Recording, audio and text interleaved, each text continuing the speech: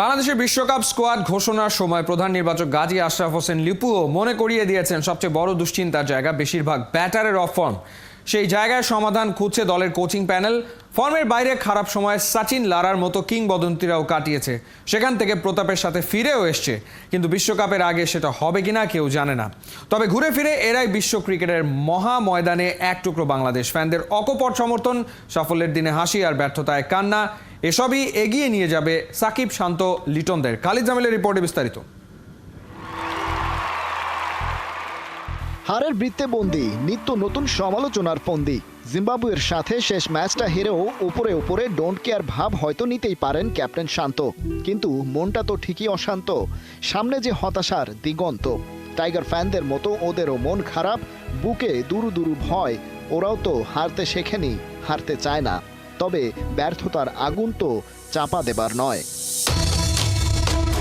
ক্রিকেটে খারাপ সময় কাকে বলে সেটা বিরাট কোহলির চেয়ে ভালো আর কে বুঝবে।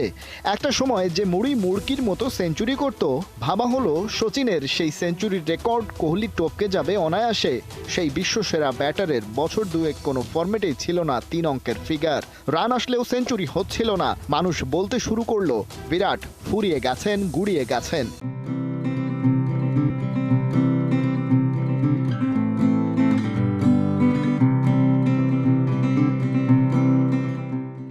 সচিনের রেকর্ড ভাঙা ওর কম্য নয়।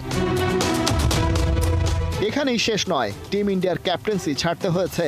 আইপিএলে রয়্যাল চ্যালেঞ্জার্স বেঙ্গালুরুর ক্ষেত্রেও তাই। কিন্তু সে সব কিছুকে পেছনে ফেলে কোহলি ঠিকই ফিরেছেন রাজার বেশে।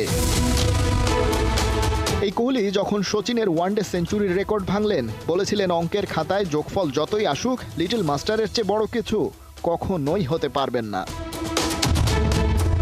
সেই সচিনের ক্যারিয়ারেও খারাপ সময় এসেছে। 2006 সালটা বোধহয় তাই ভুলেই যেতে চাইবেন মাস্টার ব্লাস্টার।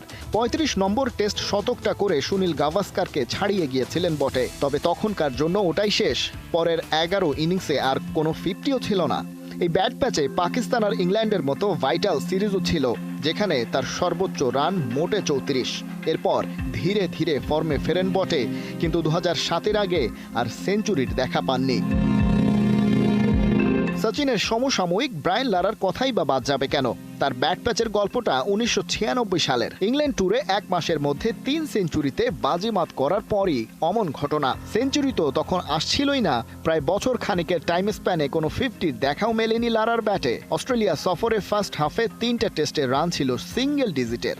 তারপর ক্যারিবিয়ান কিংবদন্তি অ্যাডিলেডে এসে খেলেন 78 রানের এক ইনিংস। এরপর তো পার্থে সেই 132 রানের ঝলমলে স্মৃতি। লারার যেন হয় পুনর্জন্ম। কেবল কোহলি, সচিন কিংবা লারা নয়, খারাপ সময়ের ভেতর দিয়ে সবাইকে যেতে হয়। তাই তো ক্রিকেট মিলে যায় জীবনের সাথে।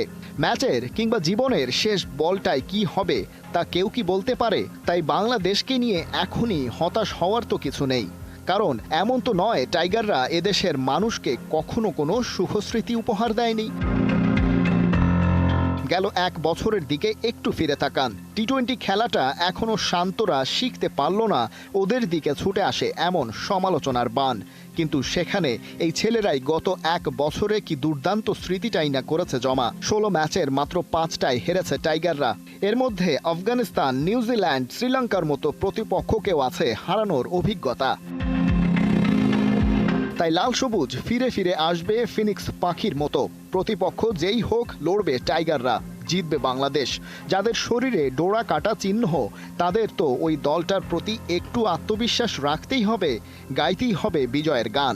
আমাদের তো কোহলি, লারা কিংবা সচিন নেই, কিন্তু একজন অভিজ্ঞ সাকিব, রিয়াদ কিংবা তারুণ্যের শক্তি শান্ত, সৌম্য, লিটনও নিশ্চয়ই হতাশ করবে না। ওরা পারবেই। খালিদ জামিল, 71।